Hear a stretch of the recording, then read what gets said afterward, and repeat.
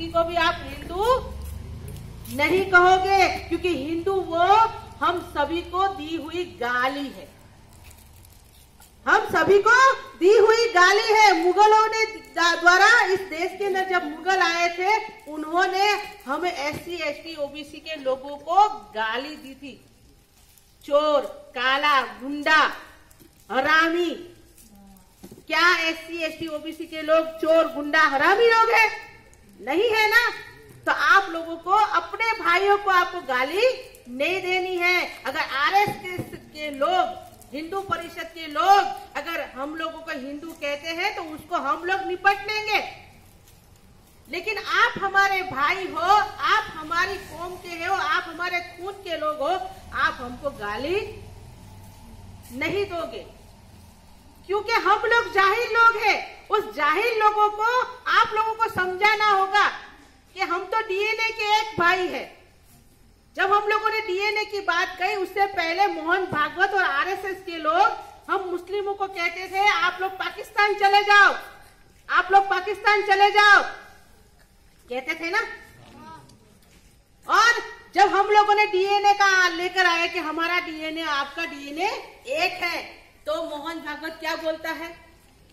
उससे पहले CAA bill लेकर आया ना, CAA बिल, और उसके कारण पूरे भारत के अंदर हम लोगों ने परिवर्तन यात्रा निकाली, भारत बंद किया, और भारत बंद करके हम लोगों ने मुस्लिमों को, हम लोग जो सभी लोग रास्ते पर उतरे, महिला भी रास्ते पर उतरी।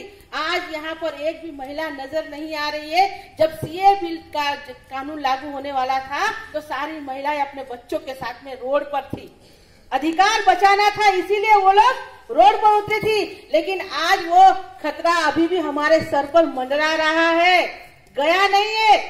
तो जो घर के अंदर बैठी हुई महिला है ना, उनको मैं कहना चाहती हूँ, आज आपको भी बराबर की यहाँ पर बैठने की जरूरत थी, लेकिन यहाँ पर महिला नहीं है।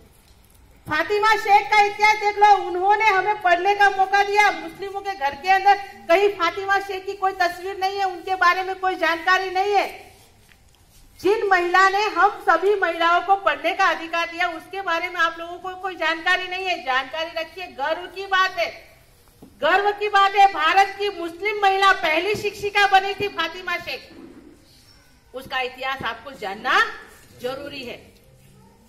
और CAA बिल जब लेकर आए, तब हम लोगों ने रोड पर उतर के, हम लोगों ने बाम से भारत मुक्ति मोर्चा, बहुजन क्रांति मोर्चा के लोगों ने जब बंद किया और बंद करके कहा, अगर आप लोग CAA बिल लागू करना चाहते हो, सिर्फ मुस्लिमों का वो मामला नहीं था। मुस्लिम लोग तो कितने थे? सिर्फ 5 लाख थे।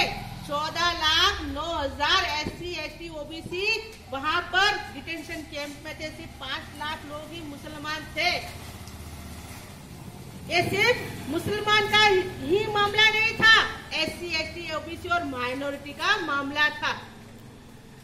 CAA बिल, और हमने कहा आप लोगों को क्या चाहिए? तो बोले कि तुम्हारे बाप दादा का सर्टिफिकेट लाइए। तो जब हम लोगों ने पूछा बाप दादा को, दादी को जाकर पूछा, दादी मेरा दादा कब पैदा हुआ था?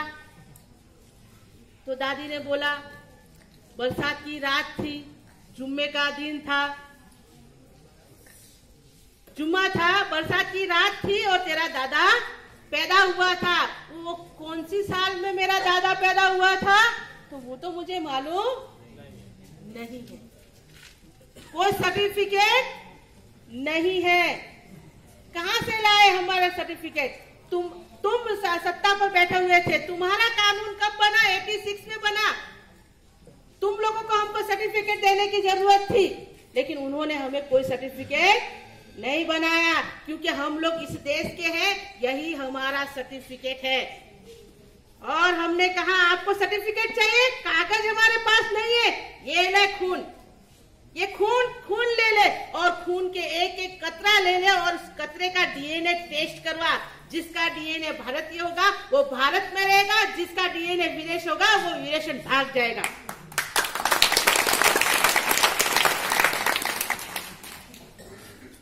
मोहन भागवत की चड्डी गीली हो गई थी और वो चुपचाप बैठ गया।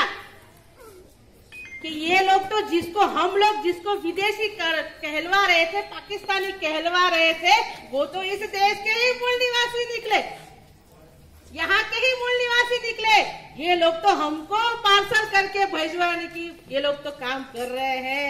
इसीलिए वो लोगों ने क्या किया, नरेंद्र मोदी और अमित शाह जो रोज टीवी पर आते थे और कहते थे सीए बिल लागू करो, सीए बिल लागू करो, जो भी रहेगा उसको पाकिस्तान भेजो, पाकिस्तान। जैसे ही हम लोगों ने भारत बंद किया, उसके दिन के बाद आज की तारीख पे कभी भी सीए बिल का नाम नहीं बोल रहे हैं। ये हमारी ताकत है, आप सबकी ताकत है, क्योंकि हम लोग रोड पर उतरे थे अपने हक अधिकार बचाने के लिए। हमको अभी भी हमारे हक अधिकार बचाने के लिए हमें इकट्ठा होना पड़ेगा। आप लोग सभी बोलते हैं, अरे मेश्राम साहब, आप लोगों ने 6 अक्टूबर को आरएसएस का हेडक्वार्टर क्यों घेराव कर रहे हो, क्यों प्रोटेस्ट कर रहे हो? हमको संसद की तरफ जाना चाहिए, हमको विधानसभा को घेरना चाहिए। तो मेश्राम साहब ने कहा, मैं बच्चों को नहीं पकड़ना चाहता हूँ, मैं बच्चों को नहीं पकड़ना चाहता हूँ, मैं तो सीधा बाप को पकड़ूंगा।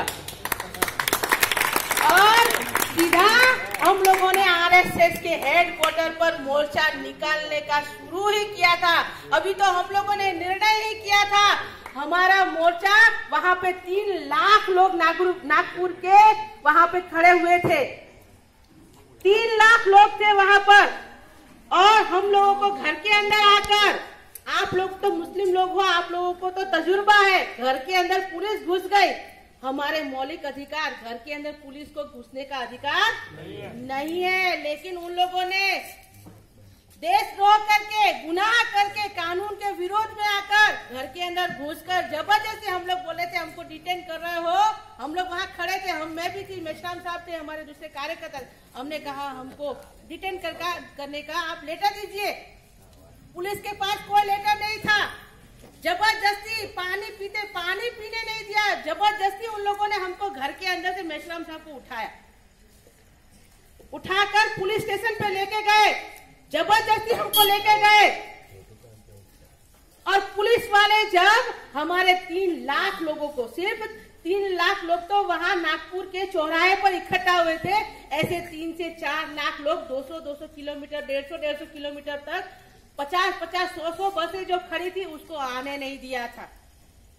उन लोगों को ऐसा लगा कि मेश्राम साहब को हम लोग अरेस्ट कर लेंगे, उनको बैठा देंगे तो ये पब्लिक डर के मारे भाग जाएगी। लेकिन वामन मेश्राम साहब ने जिसके बाप को पकड़ने के लिए डर नहीं रखा था, ऐसी पुलिस से हम लोग कैसे डरते हम लोग आरएसएस वालों से नहीं डरने वाले, क्योंकि बहुत डर हो गया। मुस्लिम लोगों के लिए तो एक बात आई थी टाइम्स ऑफ इंडिया के अंदर, कौन सा साल था मुझे याद नहीं है, कहते हैं घरों में कम जेलों में ज्यादा है, घरों में कम जेलों में ज्यादा हमारे मुस्लिम लोग हैं। तो क्या आप लोगों का खून खोलता नहीं है? खोलने चाहिए ना। हमें अल्लाह ने यहाँ पे जमीन पर क्यों भेजा कि जो नाइंसाफी करता है, जालिमात करता है, उसको रोको। हम लोगों ने कांग्रेस को सत्ता पर बिठाया, सर पे